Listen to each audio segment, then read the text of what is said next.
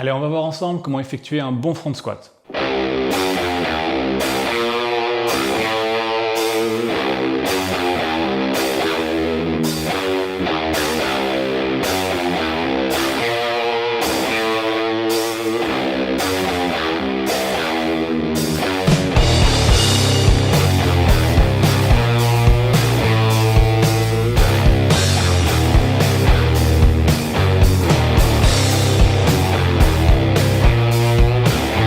Le front squat, c'est simplement un squat dans lequel on va placer la charge devant le corps. On peut le faire avec une barre dans un rack comme ici, on pourrait aussi la soulever depuis le sol avec un épaulé, et on peut le faire aussi avec des kettlebells. C'est les deux manières qui permettent de le charger le plus confortablement. Le squat, c'est comme le swing de golf, c'est un truc d'apparence, on a l'impression que c'est pas si compliqué. Quand on se plonge dedans, on se rend compte que ça peut être mécaniquement très compliqué, que plein de gens ont écrit des livres entiers sur le sujet, réfléchi à des modèles de mouvements pour les expliquer, les améliorer. Nous, on va essayer de simplifier ça avec les techniques, les guides que je te recommande d'utiliser, qui rendent le squat, en gros, relativement simple à exécuter, efficace et redoutable musculairement. Pour faire un bon front squat, être à l'aise, même quand on fait pas mal de répétitions ou quand on commence à prendre lourd, le point numéro 1, c'est de bien positionner la barre. On va créer une plateforme au niveau de la clavicule et sur l'avant de l'épaule. Pour pouvoir effectuer correctement cette plateforme sans qu'elle demande trop d'efforts, il va falloir surtout projeter les épaules vers l'avant, ce qu'on appelle une protraction scapulaire. Les omoplates glissent sur la cage thoracique et on projette les épaules vers l'avant. Je ne suis pas en train de m'arrondir, je reste droit, mais je projette mes épaules vers l'avant. Si je lève les coudes et que je les rentre vers l'intérieur, là ça y est, je suis en train de me créer une belle plateforme. Ensuite, c'est vrai que la prise est un petit peu inconfortable au début, c'est tout, ça passe avec le temps quand on s'y habitue. Il y a deux manières de prendre la barre. On va voir les deux prises tout de suite. La prise haltéro, je viens mettre mes doigts sur la barre, j'amène la barre au niveau de mes clavicules, je projette mes épaules vers l'avant, je retire un petit peu mon cou et là j'ai créé la plateforme entre les clavicules et l'avant des épaules et je peux déraquer. Tu remarques que je déraque la barre en étant bien aligné dessous et pas les fesses vers l'arrière. Hop, et on est parti pour son squat. Pour raquer, on vient, on pose en sécurité. Si on doit partir sur la prise croisée, c'est le même fonctionnement. Je viens poser la barre au niveau des clavicules à la base du cou, je projette mes épaules vers l'avant, je lève les coudes et là, je garde les mains croisées. Je peux venir poser les mains ici, je soulève la barre et je suis parti pour faire mes squats en restant les coudes haut, le buste droit et la nuque longue. Maintenir cette belle plateforme bien plate, ça va être cet effort des épaules vers l'avant, des coudes vers l'intérieur et vers le haut, mais c'est aussi une question de milieu du dos. C'est un des intérêts du front squat, c'est qu'il va demander une exigence sur les muscles du milieu du dos et de la sangle abdominale pour te maintenir bien droit, alors que cette charge, ce qui est encore plus vrai quand elle est très lourde, va te tirer vers l'avant.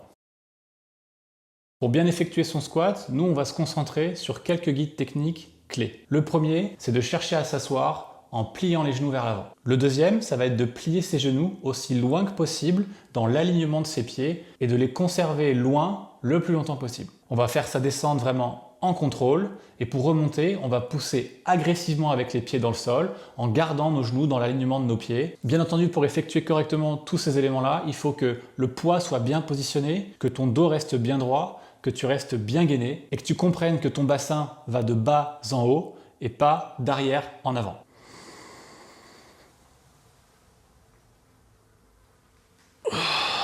C'est vraiment ta position en bas du mouvement qui va dicter avec ton confort articulaire quel est le bon écartement et la bonne ouverture. Généralement, avoir à peu près les talons de la largeur des hanches, les pieds légèrement ouverts vers l'extérieur, c'est un bon point de départ.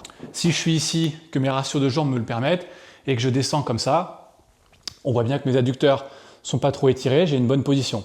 Là, le problème ici pour moi qui ai des grandes jambes, c'est que mon bas du dos c'est complètement arrondi. Et donc si je dois mettre de la charge, no bueno. Donc quelqu'un avec ma morphologie serait probablement obligé d'écarter les pieds un peu plus, ouvrir les pieds, pouvoir rester bien droit, descendre dans cette position. Mais là, on commence à sentir l'étirement, l'exigence au niveau des adducteurs. Et donc c'est un aspect de flexibilité à adresser. Pour la plupart des gens et la plupart du temps, les talons à peu près de la largeur des hanches, les pieds légèrement ouverts vers l'extérieur et on descend en restant bien droit.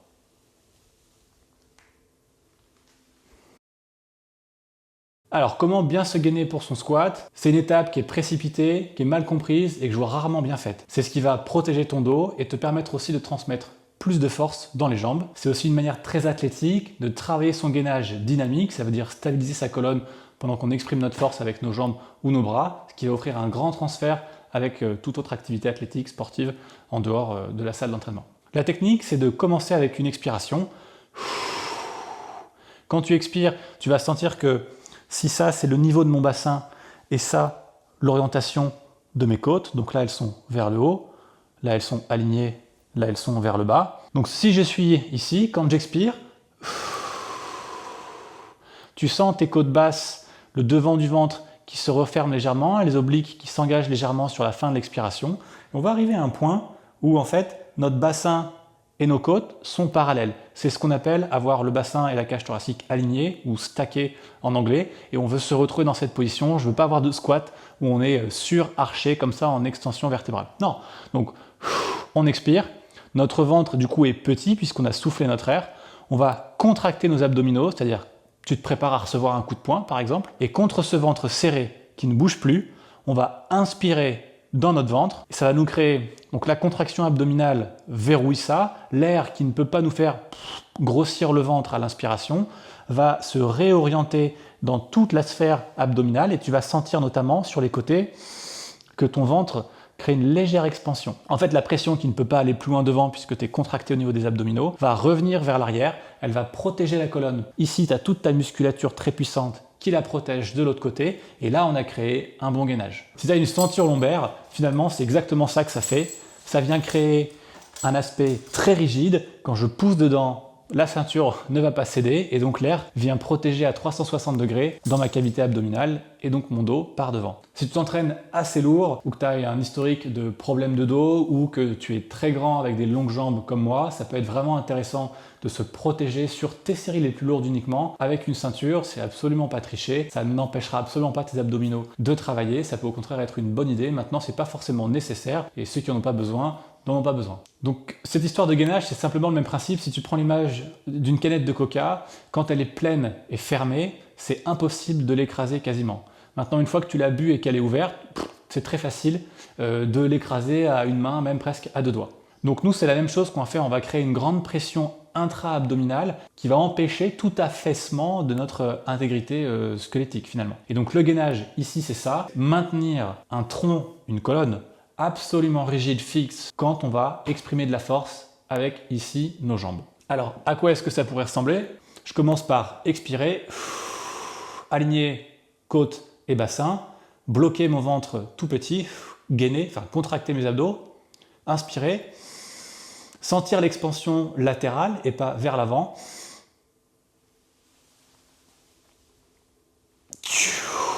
Comme tu peux le voir, j'ai effectué une bonne partie de mon squat dans une forme d'apnée et j'ai soufflé sur la deuxième moitié, ce qui m'a permis de terminer en haut avec finalement la fin de mon expiration, le ventre petit, et là je pourrais simplement, en gardant les abdos contractés, inspirer et repartir.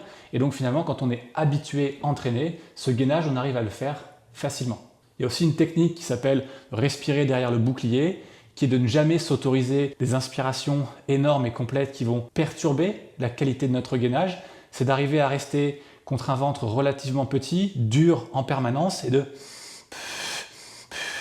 respirer en maintenant sans cesse le bouclier pour être tout le temps protégé.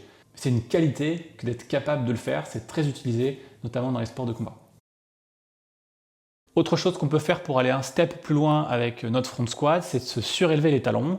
On va voir ensemble plusieurs méthodes pour le faire, tu choisiras celle qui te correspond le mieux. Ça va permettre de réduire les restrictions d'amplitude qu'on a au niveau de la cheville, d'avoir un ciblage encore plus fort sur le quadriceps et de protéger encore plus le bas du dos puisqu'il est d'autant plus simple de conserver un buste bien droit. Pour surélever tes talons au squat, tu vas avoir plusieurs manières. La première, c'est avec des chaussures d'haltérophilie qui vont avoir une semelle, une talonnette d'environ 2 cm, dure, avec une base très stable, très ferme. On appelle ça aussi parfois des chaussures de squat, c'est vraiment idéal, mais l'élévation est entre guillemets de seulement 2 cm. Bien sûr, ces chaussures-là, c'est spécifique, ça coûte de l'argent, donc l'alternative tout à fait viable, ça va être de se surélever les talons, soit sur des disques comme ça, typiquement qu'on va mettre au sol si tu as accès en salle de sport ou dans ton garage, soit de placer simplement une planche de bois un peu épaisse, au moins 2 cm. On a aussi l'alternative d'utiliser une plateforme spécifique avec un angle pour surélever de manière encore plus confortable les talons. Et généralement là, on va pouvoir aller chercher des angles très importants. La dernière, c'est de le faire sans rien, de simplement garder les talons flottants, surélevés du sol, ce qui reviendra en gros au même, mais qui va ajouter une composante de stabilisation au niveau du bas du corps et des chevilles plus important. Ça veut dire que normalement tu seras un petit peu moins fort. Autant c'est tout à fait viable si tu fais ça avec ton poids de corps, quelques dizaines de kilos. Si tu commences à être très fort et que tu fais des squats à 60, 80, 100, le faire avec les talons flottants, ça devient un tout autre challenge. C'est pas impossible, c'est pas inintéressant, mais nous on basculera sur des alternatives avec les talons stables surélevés. Faire son front squat avec kettlebell, il y a plusieurs manières, on peut le faire avec une kettlebell, deux kettlebells. Je vais te présenter ma solution favorite. Ma solution favorite pour un front squat avec une seule kettlebell, c'est un goblet squat en prise inclinée. On démarre avec la kettle un petit peu devant soi pour faire un mini swing, projeter le poids vers l'avant et le réceptionner avec la main opposée. Hop. Tu vois que ici, j'ai pas besoin de garder les coudes collés contre moi et la kettle contre moi. C'est tout à fait ok de l'avoir devant soi. C'est plus confortable qu'il n'y paraît. Et après, simplement, je vais faire mon gainage et mon squat.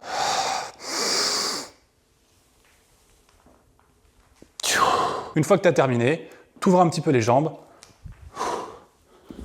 et tu fais un mini swing pour la reposer juste devant toi. Avec cette technique, le poids est légèrement devant le corps, ce qui nous aide à conserver un dos encore plus droit et c'est hyper confortable pour le dos et pour les hanches. Pour effectuer ton front squat avec deux kettlebells, par exemple parce que tu prends très lourd et donc ça devient plus confortable ou parce que tu n'as pas une seule kettlebell lourde suffisamment pour ta force, on va voir la technique, comment le faire. On a forcément en tête l'idée que les deux kettlebells doivent faire le même poids. C'est absolument pas nécessaire. Si c'est le cas, tant mieux, fais comme ça. Ça ressemblera davantage à faire un front squat classique avec une barre. Mais c'est assez rare quand on est chez soi d'avoir toutes les kettlebells en double.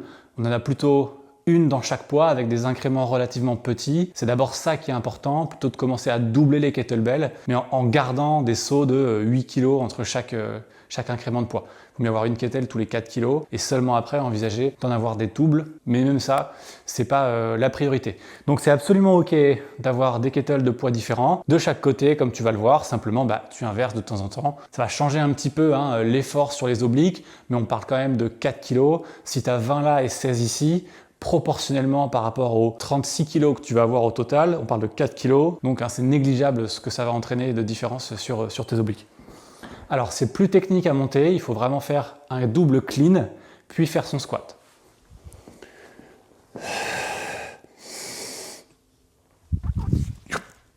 On vient connecter les mains, se gainer.